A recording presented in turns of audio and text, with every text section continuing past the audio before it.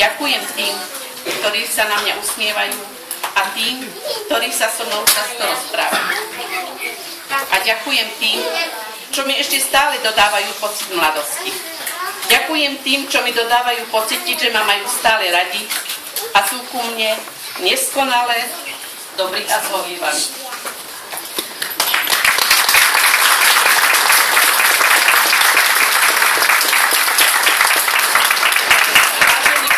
Dovolte mi ešte prezradiť, že dnešná veľká slávnosť pri príležitosti úcty k starším sa vedie v takom duchu jablka. Každý ste si doma všimli, že jablone sú obsypané jablčkami a zdravie z týchto jablk je potrebné využívať práve vtedy, keď sa nám núka. My sme vám spolu s našimi ťatami kuchárkami a pani vedúcou pripravili ochutnávku jedál z jablčka.